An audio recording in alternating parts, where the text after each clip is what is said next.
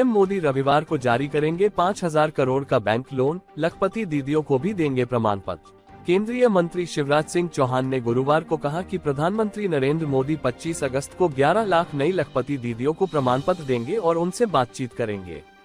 महाराष्ट्र के जलगांव में होने वाले कार्यक्रम में पीएम 5,000 करोड़ रुपए का बैंक ऋण भी जारी करेंगे, जिससे लगभग 25.8 लाख सदस्यों वाले 2,35,400 स्वयं सहायता समूहों को लाभ होगा। पेंशन मामले में सिफारिशों को लागू नहीं करने पर सुप्रीम कोर्ट सख्त, मुख्य सचिवों को पेशी का आदेश। अपने निर्देशों का पालन नहीं करने पर सख्त रुख अपनाते हुए सुप्रीम कोर्ट ने गुरुवार को 18 राज्यों और केंद्र शासित प्रदेशों के मुख्य सचिवों को व्यक्तिगत रूप से पेश होने के लिए कहा है। शीर्ष अदालत ने उनसे ये बताने के लिए कहा है कि उन्होंने न्यायिक अधिकारियों को पेंशन बकाया और सेवानिवृत्ति लाभों के भुगतान पर दूसरे राष्ट्रीय न्यायिक वेतन आयोग SNJPC की सिफारिशों को क्यों नहीं लागू किया है।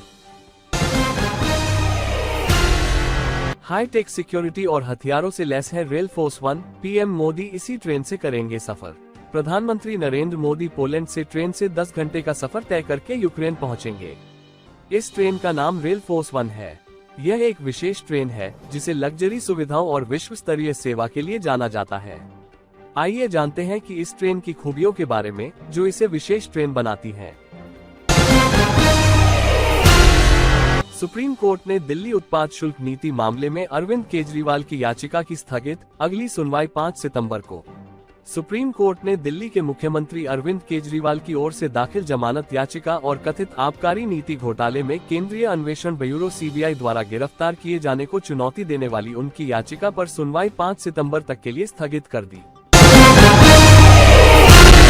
नेपाल में भारतीय यात्रियों को ले जा रही बस के नदी में गिरने से 14 लोगों की मौत।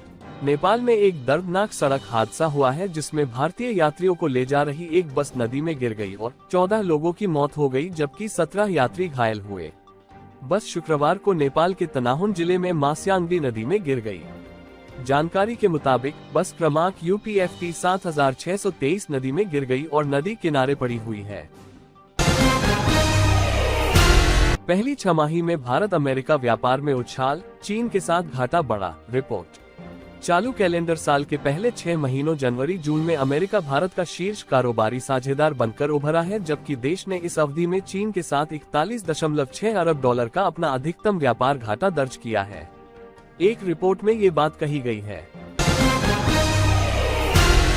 प्रधानमंत्री के रोजगार पैकेज के तहत इंटर्नशिप पोर्टल की तैयारी अगले महीने हो सकता है शुरू।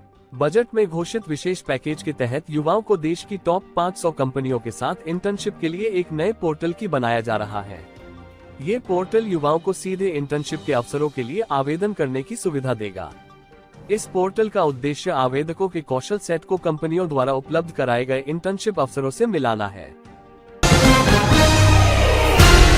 शेयर बाजार में फ्लैट रहा कारोबार, सेंसेक्स 33 अंक की तेजी के साथ 81,086 के स्तर पर बंद। हफ्ते के आखिरी कारोबारी दिन आज यानी 23 अगस्त को शेयर बाजार में फ्लैट कारोबार रहा। कारोबार के अंत में सेंसेक्स 33 अंक की तेजी के साथ 81,086 के स्तर पर और निफ्टी 11 अंक की तेजी है। ये 24,823 के स्तर पर बंद हुआ।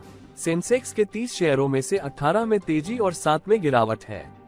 निफ्टी के 50 शेयरों में से 32 में तेजी और 18 में गिरावट है। NSE के सेक्टोरल इंडेक्स में सबसे ज्यादा ऑटो सेक्टर में तेजी है।